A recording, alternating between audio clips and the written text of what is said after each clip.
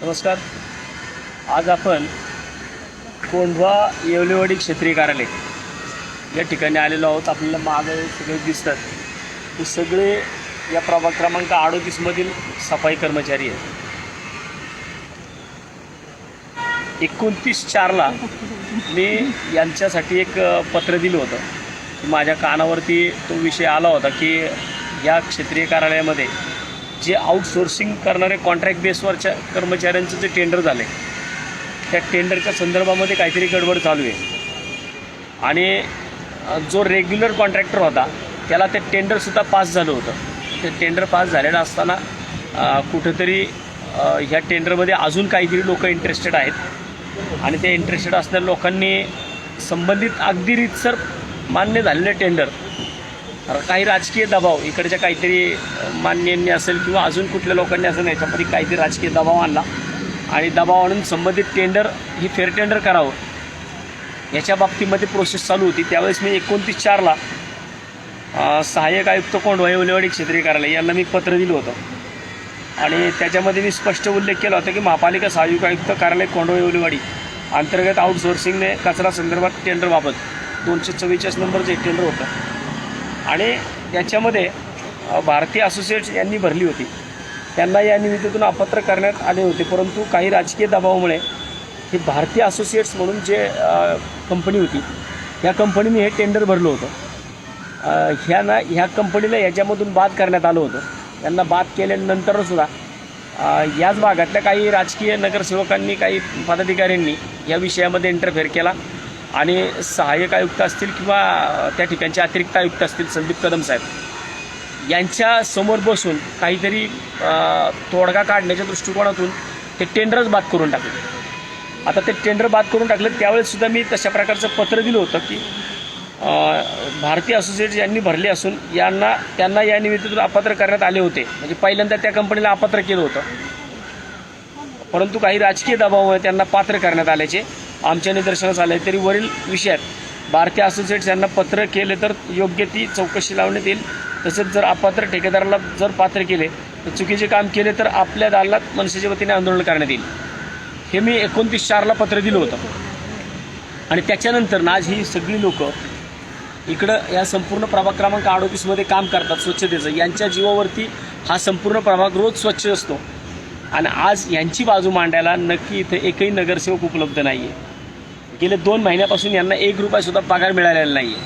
आता 3ऱ्या महिन्यातले 15 दिवस पूर्ण झालेत. मग 3 महिने जर या कोरोनाच्या काळामध्ये लोकांना पगार मिळाले नाहीत, पैसे मिळले नाहीत, त्यांनी खायचं काय? हे नगरसेवकांनी या गोष्टींचा विचार करणं गरजेचं होता. अतिरिक्त आयुक्त संदीप कदम साहेबांनी सुद्धा या गोष्टीचा विचार करणं गरजेचं होता. त्यांच्यासमोर मी सगळ्या गोष्टी भारतीय असोसिएट्सच्या किंवा अजून दुसऱ्या कॉन्ट्रॅक्टर्सच्या त्यांच्या निदर्शनाला आणल्या होत्या की त्या संस्थेने SIPF भरलेला नव्हता, तरीसुद्धा त्या संबंधित संस्थेला यांनी अपात्र असलेल्या संस्थेला पात्र करून घेतलं होतं. आणि ज्यावेळेस मी ऑब्जेक्शनचं पत्र दिलं त्यावेळेस मग मात्र यांनी लगेच फेअर टेंडरची प्रोसेस लावली, जे की पहिला जो टेंडर होतं त्या पहिल्या टेंडरवाल्यांना पात्र केलं होतं. संतोषी म्हणून त्यांनासुद्धा अपात्र केलं होतं. म्हणजे जे अपात्र होणारे होते त्या सगळ्या ठेकेदारांना यांनी परत एकदा पात्र दाखवलं. त्यामुळं मी जेव्हा ऑब्जेक्शनचं पत्र दिलं 29/4 डॉक्टर संदीप कदम साहेबांना मी एक पत्र दिलं 7/5 मी संदीप कदम साहेबांना जे इथले अतिरिक्त आयुक्त आहेत त्यांना मी पत्र दिलं होतं. त्याच्यानंतर माझं बोलणं सुरू झालं होतं. त्याच्यामध्ये मी स्पष्ट उल्लेख केला होता की नवीन निविदा भारतीय असोसिएट संतोषी एंटरप्राइजेस यांनी भरली असून त्यांना या निविदेतून अपात्र करण्यात आले होते. सुरुवातीलाच ह्या दोन्हीही कंपन्यांना अपात्र करण्यात आले होते, परंतु संबंधित अधिकाऱ्यांचे पदाचा गैरवापर उपयोग केला जात आहे आणि कागदपत्राद्वारे दिसून येत असताना जाणून बुजून अधिकारी त्याचा प्रयत्न करताना दिसत आहेत. तसेच अटीशर्तीमध्ये बदल करून अपात्र असताना पात्र करण्यात आले आहे. तरी वरील विषयात भारतीय असोसिएशन संतोषी एंटरप्राइजेस यांना पात्र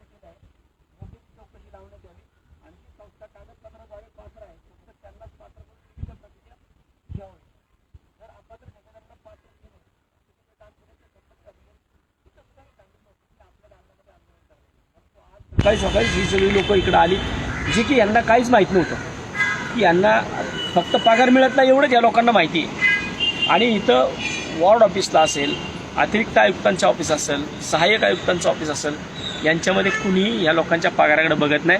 फक्त एवढंच यांचे ठेकेदार यांचे मुकादम आहेत एवढंच सांगतात की मिळेल पगार असं करता करता आज 3 महिने तुमचे गेलेत. तर मला वाटतं की आता मी तर बोललो आहे, परंतु आता यांच्यासुद्धा भावना आपण जाणून घेऊ. आता तुमच्यापैकी तुम्ही सांगा किती महिन्यापासून पगार आलेला नाही तुम्हाला? 2 महिने पूर्ण झाले, हा 3रा महिना आहे. पगारही नाहीये. दर आठवड्याला म्हणतात पुढच्या आठवड्यात पगार होईल, 10 तारखेला होईल, 15 तारखेला होईल हेच म्हणतात. 2-3 दिवसात हे कोण सांगतं की तुम्हाला होणार आहे तुमची पगार होणार आहे पुढच्या आठवड्यात होणार. आम्हाला वाटतं होणार आहे पगार म्हणून आमचं काम चालूच आहे रेग्युलर. आता 3रा महिना चालू आहे. 3रा महिना पूर्ण आहे. 3 महिन्यापासून पगार नाही. 3 महिने तुम्ही इकडे जे सहाय्यक आयुक्त बसतात, 26 दिवस कमी करून 22 दिवसाचा पगार मिळणार आहे. बरं आता इथं तुम्ही इथं जे काही आता नवीन सहाय्यक आयुक्त आलेत तुमच्या वॉर्ड ऑफिसला, यांच्यासोबत तुम्ही बोललात का? कधीच नाही. आम्ही पहिल्यांदा आलो.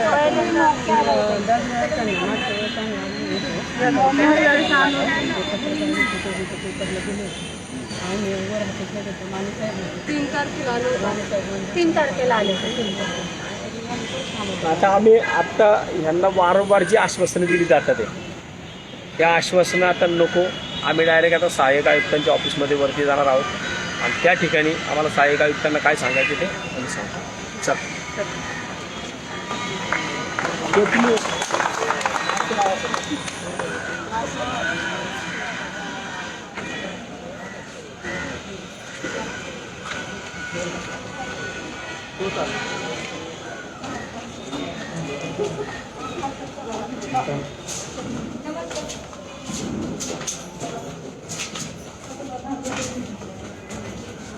किती वाजल्यावरती बसतात?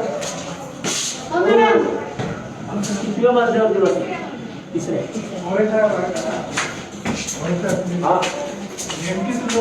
नाही सगळे येणार. तुमचे पगार होतात का? सगळीच येणार.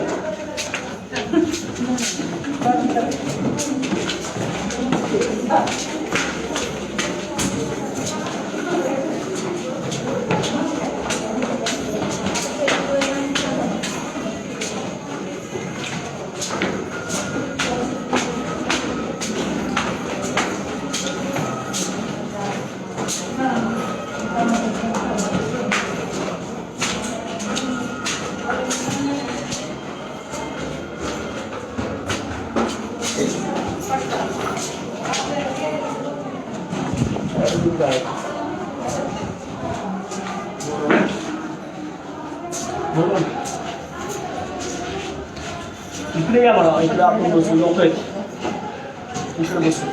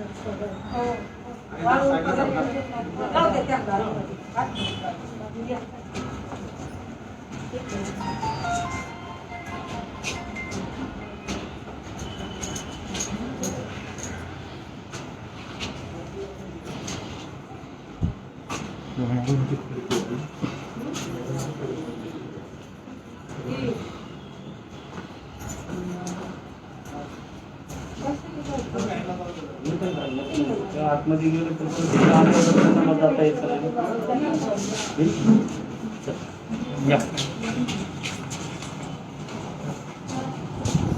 सगळे असे उभे राहिले.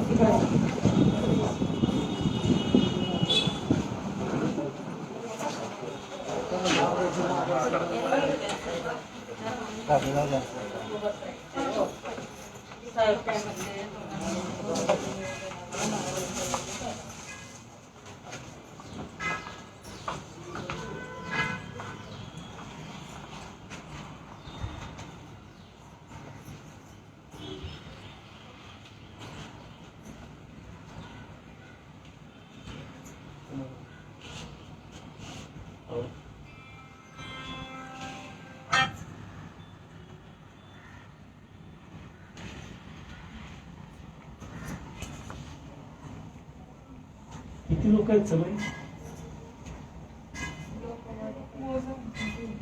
तुमच्याकडे हे नाही का, सुपरवायझर कोण नाही का?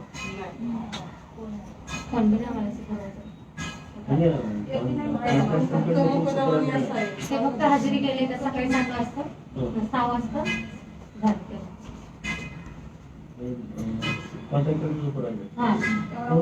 बंद झाली आता. तुमचे माणूस इथे चव्हाण आणि गायकवाड.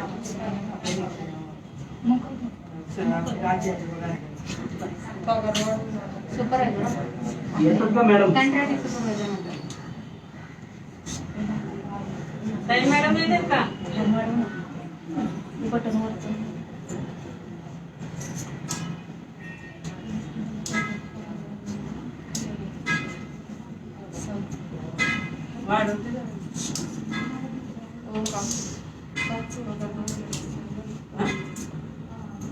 काय आहे ते सांग ना. पगाराचं बोला ना. वाढवून आलाय तरी कमी मिळतो. हा सर, पगार कधीच भेटलं नाही बघा. पगार वाढलेली दुसरं पहिला आता केंद्राच्या बाबतीत बोलू.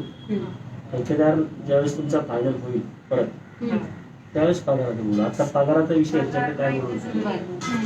आता विषय कुठं अडकले नाही टेंडरच्या बाबतीमध्ये. टेंडर एकदा रेग्युलर झालं की मग पगाराचं बोलू.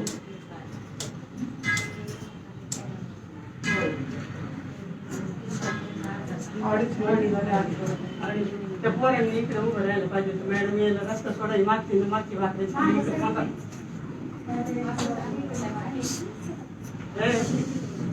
म्हणून तिकडे थांबायचं. मॅडमने जायला रस्ता सोडा. तुम्ही थांबा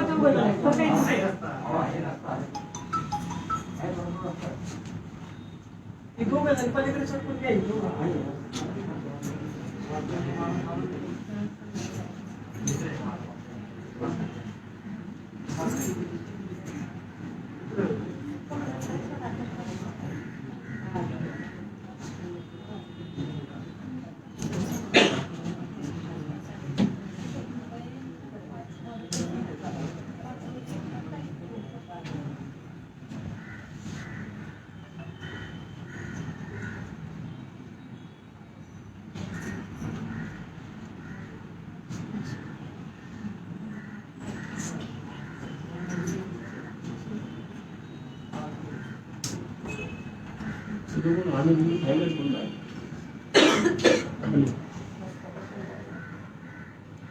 बोलू काय मॅडमचं काम चालू. मीटिंग चालू आहे काय?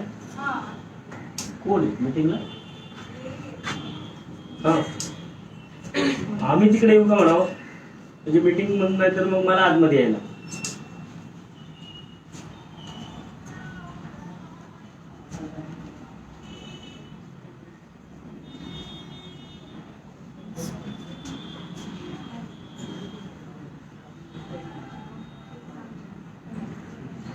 इथंच थांबलो.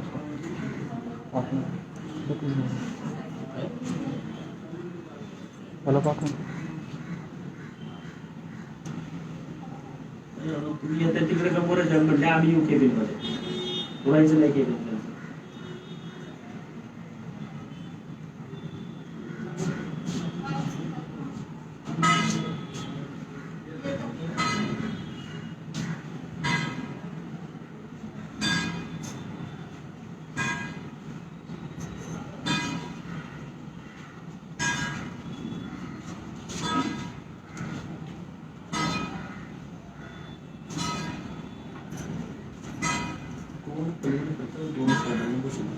क्षेत्रीय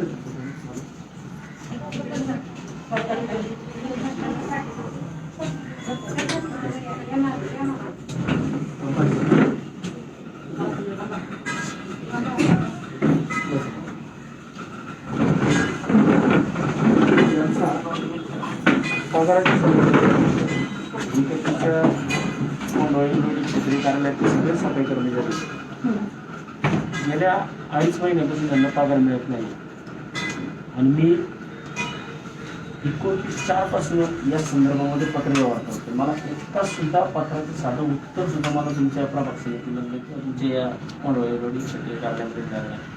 संदीप कदम साहेबांचं पत्र आहे. तुमचं हे तुमचं पत्र आहे. परत एकदा मी संदीप कदम साहेबांना 7 तासला पाठवलेलं पत्र आहे. मान्य आयुक्तांना पाठवलेलं पत्र आहे. काही आयुक्तांना पाठवलेलं पत्र. हे सगळे जे मी पत्रव्यवहार केला आहे हा सगळा पत्रव्यवहार मी ह्याच लोकांच्या टेंडरच्या संदर्भात केलेला आहे. बरोबर ना? तुम्ही लोक माझ्याकडे आले पण होते. ऑफिसर त्याच्यामध्ये काय झालं पुढं? त्याला स्मरणपत्र पाठवलं आपण ते कागदपत्र होते पण त्याच्यात माणसं 2 जाऊन आली आणि तिथं आतमध्ये घेत नाही कोविडमुळे. कोण? कोळीबार ऑफिस नाही ना 2 पत्र पाठवले स्वतः 2 माणूस आम्हाला ह्याचा सगळं जाऊन आला त्या आतमध्ये रजिस्टर मध्ये नोंदून ठेवा म्हणतात ते एसआय कार्यालयाचं आहे EPF नाही मेन ते EPF च आहे ना. गोळीबार मंडळाचं नाही आलं आपला लोक माणूस 2दा जाऊन आला 2 त्याच्यामध्ये मॅडम काय झालंय ह्या टेंडरला ज्या टायमाला हे टेंडर भरलं तर त्या संबंधित ठेकेदाराकडे आपल्याला जे पेपर्स दिले गेले त्याच्यामध्ये क्लिअरच दिले गेले की आमचे सगळे पेपर्स क्लिअर आहेत, परंतु प्रत्यक्षामध्ये त्या तारखेपर्यंत त्यांनी कुठलाही EPF भरलेला नाही. बरोबर ना? नाही भरलेले होते 3 महिन्याचे पण ते आता दुसऱ्या ठेकेदार त्याने दुसऱ्या- आरोप केला ना की ते आरोप चुकीचं केलाय आहे. पण आज सुद्धा तुम्ही ज्या दिवसाला ते पाहिलं तर तुम्हाला ते काय येते त्या ठिकाणी ऑनलाईन जर तुम्ही चेक केलं तर आज सुद्धा काय येते त्या ठिकाणी भरलेलं येते का? त्यावेळेचे तुम्हाला मी पुरावे दिले ना सगळे. मी सगळे पुरावे यांच्या पुढे दिलेले आहेत. तरी सुद्धा आज परत प्रॉब्लेम असं झालाय की तुम्ही लोक कोण कुणाच्या प्रेशर खाली काम करते मला माहित नाही. नगरसेवक प्रेशर टाकतात ते का आपणच आपलेच अधिकारी काय गोष्टी करतात ते, पण ह्याच्यामध्ये हाल होतात यांचे. हे जे टेंडरचा विषय होता हा रद्द होऊन आपण नवीन टेंडर बरोबर आहे ना? पण टेंडर रद्द होत असताना मग तुम्ही सदुसट का करून ह्या लोकांचे पगार का नाही काढले? आता सर आज ओपनिंग आहे 2 दिवसात tender. अरे ते 2 दिवसात होईल आता. पण आमच्या क्षेत्रीय कार्यालयामध्ये हेच झालं मॅडम. हो सर. ह्याच संदर्भामध्ये असाच सेम विषय झाला. त्या टायमाला आमच्या सहाय्यक आयुक्तांनी सदुसट का करून त्या लोकांचे 2 महिन्याचे पेमेंट करायला लावले. मग तो आपल्या ऑफिसने असं का नाही केलं? तुम्ही इंटरेस्ट कशामध्ये घेतला तुमच्या अधिकाऱ्यांनी? सर ऍक्च्युली जे आधीचं टेंडर होतं ते मे पर्यंत होतं पण आपले 2 महिन्याचे खर्च पडले होते. ते राहुलचं काय झालं होतं राहुलचं एक असं कॉन्ट्रॅक्टरचा प्रॉब्लेम झाला तर आयुक्ताची मान्यता घेऊन त्यांनी आपल्या टेंडर मध्ये 2 महिन्याचं पेमेंट केलं. आपलं टेंडर व्हॅलिड मे पर्यंत होते ना मे पर्यंत व्हॅलिड आहे पण क्वांटिटी नाही. या अशा साहेब तुम्ही हे कागदी घोडे नाचवणं बंद केलं पाहिजे. कागदी आणि नाही ह्यांच्याकडे तुम्ही बघा ना, ह्यांच्याकडे रोज कामं करून घेतात तुम्ही यांच्याकडे. तुमचं म्हणणं एकदम बरोबर आहे. त्यांचं शेवटी हाताला पोटा रोजचं रोज असतं. आज कोरोनाच्या काळामध्ये या लोकांनी काय खायचं? आपले पगार थांबलेत का? ह्यांचं 100% तुमचं म्हणणं एकदम बरोबर आहे. यांचं पेमेंट आज तुमचे मुकादम रोज त्यांना सांगतात आज होईल पगार. ती आपली भोळी बिचारी गरीब रोज कामाला येतात. नाही सर गेल्या वेळेस जर टेंडर जर व्यवस्थित झालं असतं तर तेव्हाच त्यांचे पेमेंट झालं टेंडर सगळं ओके झालं होतं मॅडम, पण काही लोकांना माझा आजही आरोप आहे, मी पुराव्याशिवाय आरोप करत नाही. मी आता त्याच्यामध्ये हा सगळा विषय मी कमिशनरांकडे घेऊन जाणार आहे की जर परत तुम्ही फेअर टेंडर करताय, कदम साहेबांनी इतकी पत्र देऊन सुद्धा माझ्या पत्रात सुद्धा विचार केला जात नसेल तर ह्याच्यामध्ये कोणीतरी प्रश्न टाकते. नाही, तुमचं पत्र जसं काही माझ्या पत्राचं का तुम्ही उत्तर दिलं पण आज परवानगीला पाठवलं होतं ना साहेब अजून त्यांचं मला उत्तर तर द्यायला पाहिजे होते ना तुम्ही. नाही नाही तिकडचं तुमचं जे आम्हाला सगळं जीवन आहे ना तयार केले. आम्ही परिमंडळ आपल्या खाते प्रमुख जे आहे ना परिमंडळ चार्ज त्यांच्याकडे ही सगळी वस्तू तिथे पुटअप केली होती. आपण त्यांच्याकडे वस्तू पुटअप केली पण मला काही लेखी नको का? त्याच्यात काय तुम्हाला एकासाठी देण्यासाठी द्यायला पाहिजेत ना. वस्तू तिथे म्हणजे कळवायला मी जर माहितीच्या अधिकारात पत्र टाकलं असतं मला 15 दिवसात मिळालं असतं, पण मी नगरसेवक आहे नाही सर लगेच आणि मला मॅडम 29/4 ला मी पत्र दिले. 4 झाला, 5 झाला, 6 झाला. फाईल कुठे होती? आज 2 महिने होत आले. देणार होतो सर साहेबांकडे. ठेकेदारांच्या विषयांचे पण जर पूर्तता होत असेल, नगरसेवकांनी दिलेल्या पत्राची पूर्तता होत नाही, मग नक्की काय काही नाही सर. पूर्तता केली तुम्हाला दाखवतो पाहिजे. द्या ना मग मला. ते काय त्याचं का लोणचं घातले का? तुम्ही त्यांची दाखवलं होतं की निवेदन आपण पण ते ऑफिसमध्ये- साहेबांनी काही साहेबांचे फोटो शेअर केले नाही मारले. होते. अहो मग तुम्ही मला द्या ना ते. मला काय दिलं नाही, मला दाखवलं. मला तुम्ही दाखवलं काय म्हटलं, मला साहेबांना मान्यतेला ठेवायचे. साहेबांच्या मान्यतेला ठेवून साहेबांची सही घेऊन तुम्ही मला देणार. दिलं का मला आजपर्यंत? आपण भेटून 1 महिन्यापेक्षा जास्त कालावधी झाला. साहेबांनी सही नाही केली ना त्याच्यात. ते म्हणले अगोदर ते व्हेरीफायला पाठवा तुमचं जे आता- आहे ते त्यांना माझ्या आत्ता विनंती राहील मॅडम, तुम्ही आत्ता संदीप कदम साहेबांना फोन करून विचारा. नाही तर आम्ही इथं मांडी घालून बसणार, तुम्हाला कोणाला बाहेर जाऊन देणार नाही. काय की विचार- ह्या टेंडरच्या संदर्भामध्ये तुम्ही किती दिवसामध्ये लोकांचे पगार करणार ते मला आता आश्वासन द्या. कारण मी वारंवार आंदोलन करल तुम्ही जर त्याची दखल घेत नसतात तर मग अवघड आहे. मी साहेबांना विचारलं, साहेब मला म्हणले आज ओपनिंग आहे, 2 दिवसात होऊन जाईल पेमेंट. जेव्हा एनवन करते L1 पुढे लावा लावा. फोन, लावा फोन तुमच्या मोबाईलवर लावा, द्या मला, म्हणजे मला कळलं. कारण सगळं टेंडर रद्द झालं, टेंडरच्या अटी शर्ती बदलल्या, ते आता सगळं कळलं मला आज संध्याकाळपर्यंत.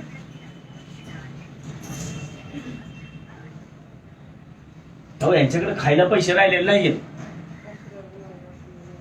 त्यांचे पगाराचे व्यवस्था आम्हाला- आपण करणं मॅडम आपलं काम होतं. आमच्या प्रभाग समितीमध्ये जर हे केलं, आम्ही तयारी सुचली केली होती. साहेब का तुम्ही मुदत वाढ घेतली नाही मग त्याला? साहेब म्हणले थांबा, अहो साहेब म्हणले, साहेबांचा पगार थांबलाय का? पगार यांचा थांबलाय ना. साहेब म्हणले म्हणजे काय?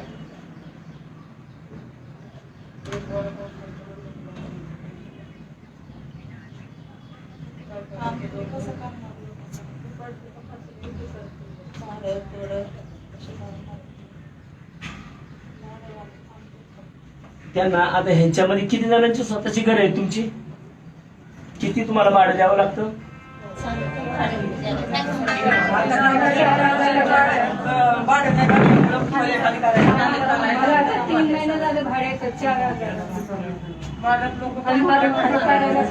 आणि त्यांची दुसरी तक्रार आहे की त्यांना जेवढा पगार मान्य होतो तो तेवढा मिळत पण नाही.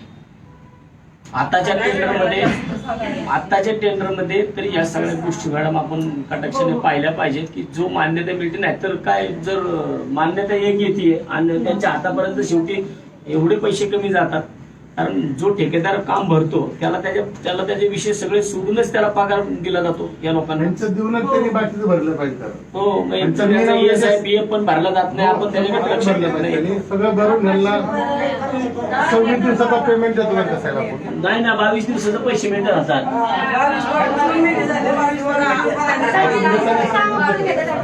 रेकॉर्ड आहे आपल्याकडे. 2 मिनिटं. साहेब नमस्ते. साहेब मी त्या 29/4 पासून तुमच्या त्या कोंडवा येवलेवाडी क्षेत्रीय कार्यालयाच्या संदर्भात जे झाडण कामाच्या तक्रारी झाल्या होत्या त्याच्यामध्ये मी आता सगळे कर्मचारी माझ्याकडे आले होते. मी सगळ्यांना घेऊन इथं प्रभाग समितीमध्ये आलोय तुमच्या. तर ते आपण फेअर टेंडर केलं ना साहेब? ते मी सर ऐका ना, मी आता तुमचा फोन, इथं सगळे कर्मचारी आहेत, लोकांच्या कामगारांच्या भावना अतिशय तीव्र आहेत की जेणेकरून 2 ते 2.5 महिने, आज बरोबर 2.5 महिने झाले, 2.5 महिन्यामध्ये लोकांना 1 रुपया सुद्धा पगार मिळत नाहीये. आणि अजूनही जर इथून पुढे सुद्धा 15 दिवस परत ह्या विषयाला लागणार असतील तर लोकांनी काय करायचं?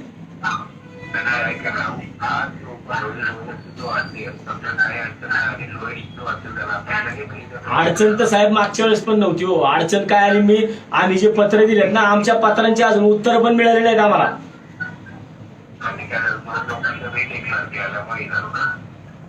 बघून आता मला आज संध्याकाळी कळलंच सगळा विषय. पण मी ज्या तक्रारी केल्या होत्या साहेब, माझ्या तक्रारींचं सुद्धा काही निराकरण झालं नाही ना अजून.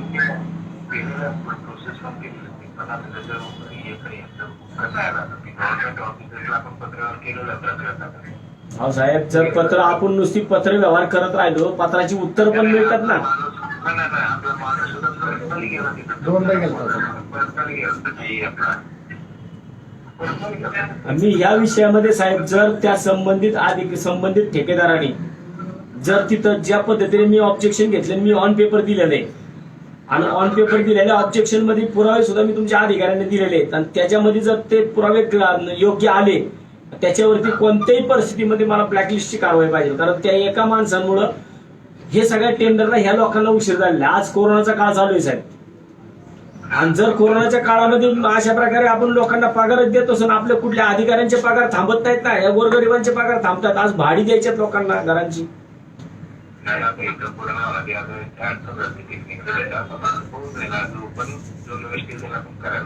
कंप्लीट 2.5 महिने झाले साहेब. आता मी अजून तुम्ही सांगताय त्याप्रमाणे ठीक आहे, आजच्या आज ओपन झालं. जो कोणी ठेकेदार असेल त्याला 2 दिवसामध्ये तुम्ही सगळं कागदाची व्हेरीफाय करा आणि पहिला त्या लोकांचा बॅकलॉग जो आहे तो बॅकलॉग पहिला भरून काढा. हा 2 मी आज फक्त इथं आलोय, नुसतं भेटून चाललोय. जर आता नाही तर साहेब मी माझ्या स्वतःच्या खर्चाने सगळे लोक तुमच्या ऑफिसमध्ये घेऊन येईल आणि माझे तशा प्रकारचे पत्र मला ती वेळ यायला लावू नका फक्त. ठीक आहे, थँक्यू. आता 26 दिवस त्याची भरायला पहिलं सांगितलं ना, आता काय म्हणतात तर 24 दिवस 22 दिवस भरा. मग 4 दिवसाचे पगार आम्हाला खाडे करायला लागतात. खाडे कोण करतात? 4 वेळा भरा, 4 खाडे.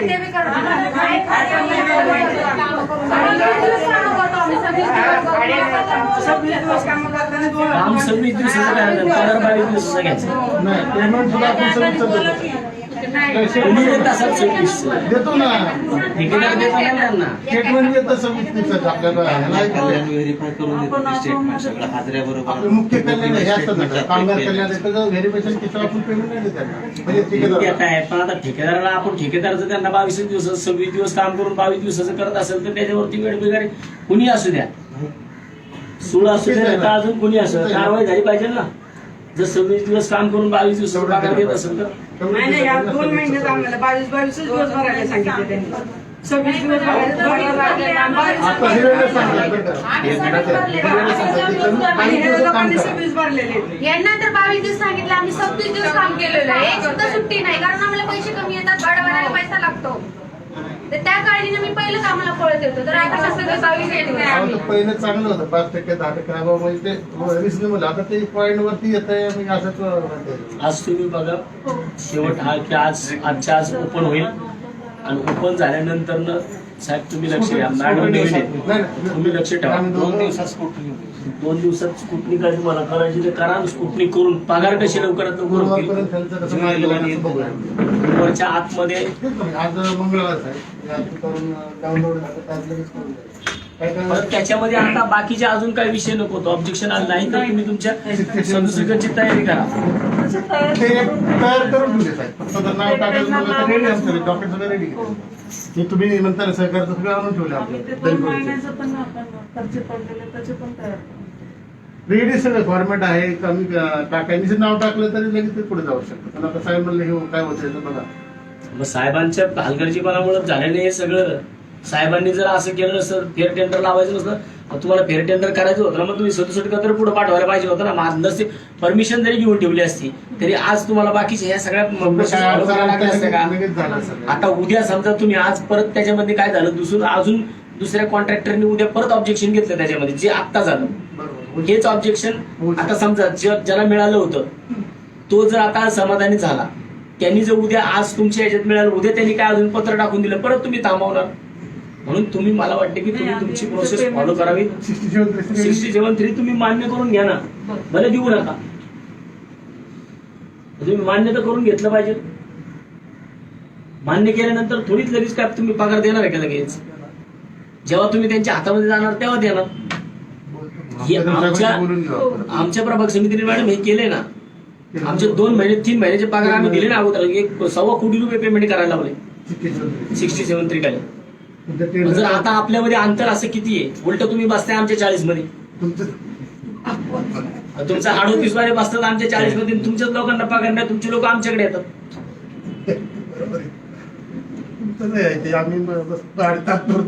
बघा तुम्ही यांचं एवढं लक्षात ठेवा की यांच्या भावनांचा उद्रेक देऊ नका. नाही नेक्स्ट टाइम जर आम्ही परत मी जर इकडे आलो गुरुवारपर्यंत तुम्हाला मुदत आहे, गुरुवारपर्यंत तुम्ही काही पण करा, यांचे पगार कसे होतील ते करा. नाही तुम्हाला आजच्या आज कळलं मॅडम, नसेल तर 67 प्रोसेस तुम्ही फॉलो करून टाका आणि त्या संबंधित ठेकेदाराला सांगा की बाबा तू तुझा पगार कर, 67 जे पेमेंट येईल ते तुम्ही त्याला देऊन टाका. नंतर तुम्ही बिंदास निवांत टेंडर लावत बसा ना. आपण आता कसं आज 67 खाली निम्मी महापालिका संपली हो आता. 1000-2000 कोटी आपले 67 खाली संपले. यांच्या गरिबांसाठी पण थोडं करू ना. एखादा 67 झाला म्हणजे काय फरक पडतो? बरोबर. आम्ही ते रेडी सुद्धा केलेलं आहे, डॉक्युमेंट आहे, हे सगळं करून ठेवलेलं आहे. आज संध्याकाळपर्यंत तुम्हाला कळेल ना हो कळेल म्हणजे टेंडरचा विषय. आज पाकिट मला वाटतं की आज करता करता कळेल काय उद्याच्या उद्या स्कुटनीमध्ये जर काही प्रॉब्लेम नसेल तुमचा, जर जो इन L1 जो असेल त्याला तुम्ही सांगा पहिलं पगार करायला हवा. तो मग एकदम लगेच होईल. नसेल त्याच्यामध्ये जर ऑब्जेक्शन कोणाचं आलं तर तुमची सायमल्टेनियसली तुमची प्रोसेस चालू राहते. त्याच्यावर एका बाजूने 67 काही एका बाजूला तुमची चालू राहिली. 67 तुमचा ठराव मान्य तुम्ही कधीही परत पुनर्जीवित करू शकता ना. तो जर आता जरी तो हे झाला खंडित केला तुम्ही, आता पेमेंट तुमचं टेंडरचं झालं तुम्ही त्याला खंडित करून ठेवला, नंतर तुम्हाला लागलं परत 4-6 महिन्यांनी काय औषध तुम्ही तो परत नाही खरं मागचे 2 महिने वाया गेलेत ना आमचे वाहून. या लोकांचं पेमेंट त्याच्यामुळे थांबलं. वाहून आम्ही आमच्यातलं पेमेंट त्यांना दिलं. म्हणजे ते बिट्स होते ना, टेंडर व्हॅलिड आहे आमचं मे पर्यंत, तर त्याच्यामध्ये क्वांटिटीच नाही. ती क्वांटिटी आम्ही औनला दिली. आम्ही त्यांच्या मान्यता घेऊन त्यांनी दिली, परस्पर घेतली. तुमच्याकडे लॉकिंग देऊन दुसरं करता लॉकिंग नाही, लॉकिंग त्यांचंच घेतलं साहेब. फक्त ठेकेदार आपला आणि आपले बिट्स गेले वाया, म्हणजे खर्ची पडली. 2 महिन्याचे हे जे बीट होते यांच्यात ते बीट्स ते औनला खर्च पडले आपले. तिकडे टेंडर आपलं 4 महिन्याचं ठेकेदार payment आपलाच, होतं. बीट आपले, तो फक्त बजेट त्यांचं होतं. आणि आयुक्तांची तशी मान्यता आपल्याला त्यांनी पाठवली होती. मान्यता घेऊन त्यांनी आपलं ही प्रोसेस कोणी केली होती? जगताप साहेब असताना केली होती. तिकडे परिमंडळाचे उदास साहेब आणि आमचे जगताप साहेब होते. जगताप साहेब आयुक्तांची मान्यता घेतली त्यांनी ह्या टेंडर माझ्या या 4-5 पात्रांची मला उत्तर लवकरात लवकर द्या. ह्याचे खुलासे काय? फक्त सर काय होतं आता ह्याचं फक्त गव्हर्नमेंटचं ते गोळीबार मध्ये आले की तुम्हाला भेटू. ओरिजिनल आहेत तरी पण नाही ना मला उत्तर मिळेल. नाही ते आलं नाही आता तुम्हाला ते द्यायचं साहेबांनी ना. सही केली. ते आपलं गोळीबार मैदानचं अजून आलं नाही. 2दा स्मरणपत्र पाठवलं, माणूस पाठवलं, उद्या परत एखादा माणूस पाठवून द्या, चौकटीत जाऊन या. त्याचं उत्तर लक्षात पाठवलं. त्यात तुमचा मेन तो मुद्दा आहे ना त्याच्यामध्ये. तोच मुद्दा government आता आमचा मुद्दा त्याच्यामध्ये ते देत नाही का तुम्ही आणत नाही मला माहिती नाही, तुमचा माणूस ते आमच्या वर्गामध्ये असं मालकीचं असं आम्ही जातो बरोबर. तुम्हाला ते असं काही आम्हाला मला ते पत्र द्या बरं, मी बघतो माझं पत्र. हे तुम्ही कुठलं पत्र दिले मला एक WhatsApp करा. त्याची कॉपी देतो. दोन्हीचं व्हॉट्सअप करा. आता परवा पत्र दिले ना माझं तिथं माझ्या नावाने, म्हणजे सॉरी द्यायला ऑफिस नाही गोळीबार मैदानामध्ये त्यांचे document त्यांची मागणीचं मला द्या ना ते. तुम्हाला व्हॉट्सअप करतो. मला मागणी द्या, मी बघतो. स्मरणपत्र तुम्ही दिले का? दोन्ही पत्र. आणि आमच्या माणसाने त्याला जाऊन रजिस्टर वरती नाव लिहून घ्यायला 2दा की आम्हाला असाची माहिती पाहिजे, आमचं असं पत्र आम्ही तुम्हाला दिलेलं आहे. तर ते म्हणले तुम्ही नोंदवा, तुम्हाला मी कळवलं. कोर्ट केस जरी उल्लेख केला तरी ह्या केस मला सुनावणी आहे. कॉपी देता? देतो. हा ना. चल, ठीक आहे.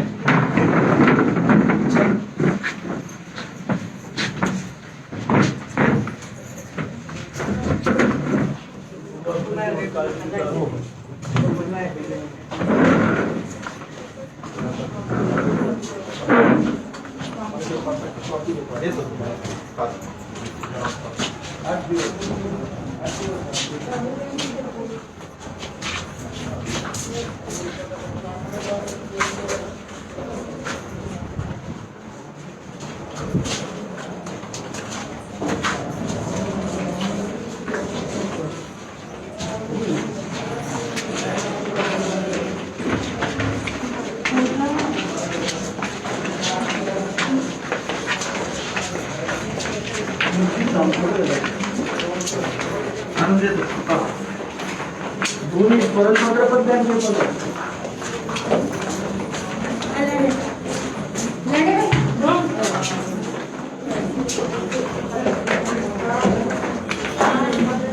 काय कर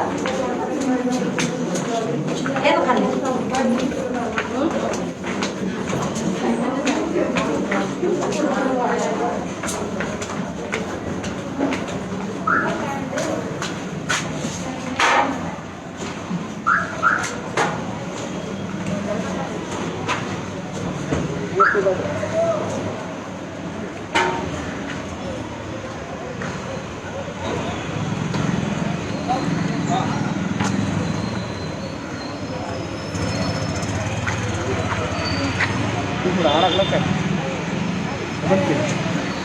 बंद केला.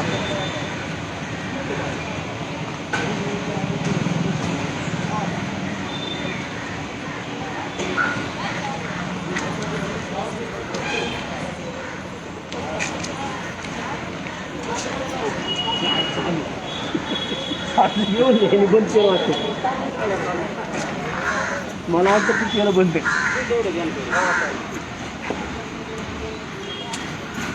आत्ता आपण या कोंडवाई ओलेवाडी क्षेत्रीय कार्यालयाचे सहाय्यक आयुक्त धोत्रे मॅडम यांच्यासोबत बोललो आहे. आणि जे संबंधित अधिकारी ज्यांच्याकडे मी आत्तापर्यंत 4-5 स्मरणपत्र दिली होती त्यांच्यासोबत सुद्धा बोललो आहे. आणि त्यांचं आज म्हणणं आहे की आज संध्याकाळपर्यंत ते टेंडर मान्य होईल.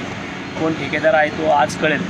आज कळल्यानंतर 2 दिवसात त्याच्या सगळ्या पेपरची स्क्रुटनी करून गुरुवारपर्यंत यांचा पगार देतो असं त्यांचं म्हणणं आहे. वास्तविक पाहता याच्यामध्ये नगरसेवकांचा फार मोठा रोल असतो.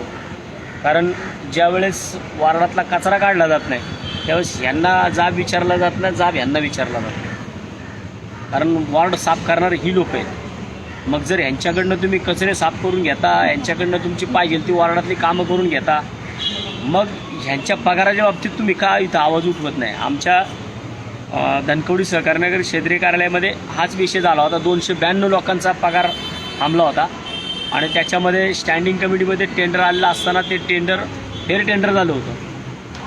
फेर विचार देऊन संबंधित टेंडर मी परत एकदा रेग्युलर करायला लावलं आणि आमच्या कामगारांचे 67 करून 2 महिन्याचा थकलेला पगारसुद्धा द्यायला लावला. टेंडर प्रोसेस आता पूर्ण झाली आहे आणि येणाऱ्या 2-4 दिवसामध्ये उर्वरित 2 महिन्याचा जो पगार राहिला तो पण तिथं मिळणार आहे. हे सगळं 4 महिन्याच्या पगाराचा विषय होता. परंतु आत्ता आपण त्यांना अल्टिमेटम दिला आहे.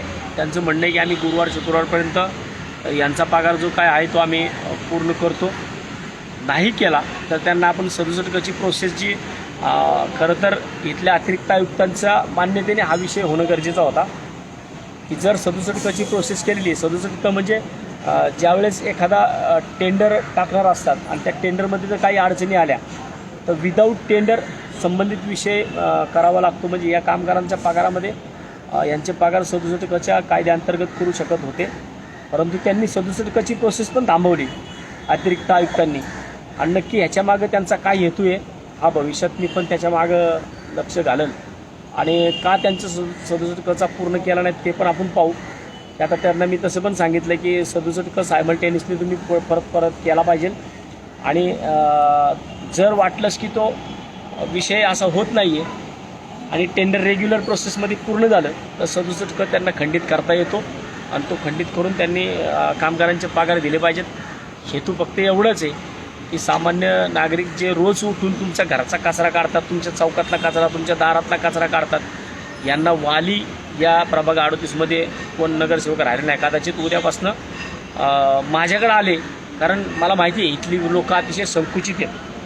इथले लोक अतिशय संकुचित विचारांचे लोकप्रतिनिधी आहेत की माझ्याकडे आले म्हणून बदल्या करणारे लोकसुद्धा इथे आहेत. मागच्याच आठवड्यामध्ये एका कर्मचाऱ्याने मंगेशचीच तक्रार होती आणि मी पाणी पुरवठ्याच्या लाईनमध्ये फक्त जाऊन काय केलं, जागेवरती गेलो आणि पाणी पुरवठ्याच्या कर्मचाऱ्याला बोलून घेऊ बाबा अशी ना अशी लाईन जोड एवढंच सांगितलं. कारण त्या ठिकाणच्या लोकांना, त्या डाके चौकातल्या लोकांना घाण पाणी येत होतं आणि मी सांगितल्यानंतर त्या ठिकाणच्या लोकांनी लगेच जागेवरती प्रोसेस पूर्ण केली आणि प्रोसेस पूर्ण करून संध्याकाळपर्यंत पाणी, स्वच्छ पाणी आलं. सुखसागर नगरमधल्या त्या भागातल्या लोकांना पाणी चांगलं आलं. पण ज्या कर्मचाऱ्यांनी ती पाईपलाईन जोडली त्या कर्मचाऱ्याची बदली मात्र इथल्या नगरसेविकेच्या नवऱ्याने लगेच करून घेतली. इतकी शॉर्ट माइंडेड लोक आहेत. मला वाटतं की ही सगळे माझ्याकडे ज्या विश्वासाने येतात ना एवढा विश्वास इथल्या लोकप्रतिनिधींनी गमावलेला आहे. त्यामुळे ही लोक माझ्याकडे येतात. नाहीतर दुसरा प्रभाग सोडून दुसऱ्या प्रभागातल्या नगरसेवकाकडे जाऊन न्याय मागायला त्यांना काय वेळ लागलेला नाही आहे. तुम्ही फक्त त्यांच्याकडनं नुसते घाण्याला झोपलेल्या बाई लागत तुम्ही त्यांच्याकडनं कामं करून घेता. परंतु त्यांना ज्या गोष्टी मिळाल्या पाहिजेत, त्यांना पगार मिळाला पाहिजे वेळेवरती, त्यांचे सगळे जे काही आता त्यांचे एवढा तक्रार आहेत की 22 दिवस 26 दिवस भरून घेऊन 22 दिवसाचा पगार दिला जातो. या सगळ्या गोष्टी बघणं गरजेचं होतं. या गोष्टी त्यावेळेस बघितल्या जातात ज्यावेळेस एक लोकप्रतिनिधी सामान्य कर्मचाऱ्यांपर्यंत एक चांगल्या प्रकारचा विश्वास निर्माण करतो. लोक काय अशी उगाच सांगीवांगीनी येत नसतात. मी आज सांगितलं, आज आपण हात जोडून सगळ्या गोष्टी सांगितलेल्या आहेत. नाही ऐकल्या किंवा नाही जे यांचा पगार दिला आणि त्याच्यानंतरनं मग जर माझ्याकडनं काय विषय झाला तर त्याला पूर्णपणे जबाबदार हे वॉर्ड ऑफिस असेल. इथले सहाय्यक आयुक्त असतील, अतिरिक्त आयुक्त असतील. अतिरिक्त आयुक्त संदीप कदम साहेबांना मागाशी मी फोनवरतूनच सांगितलं आहे की मला ह्यांना तुमच्या ऑफिसपर्यंत मी माझ्या खर्चाने सगळ्यांना खाली टिळक रोडला घेऊन येईल. आणि त्याच्यानंतर तोपर्यंत मी हलणार नाही जोपर्यंत यांचे पगार दिले जाणार नाही. त्यामुळे 2-3 दिवसाचा अल्टिमेटम आपण ह्यांना दिला आहे. या अल्टिमेटममध्ये त्यांनी काम पूर्ण करावं. नाही केलं तर बाकीच्या ज्या गोष्टी आपल्याला करायच्या आहेत आपण गुरु शुक्रवार नंतर त्या गोष्टी पूर्ण करू. तुमची आहे तशीच ताकद माझ्या मागे राहू द्या बघ. धन्यवाद.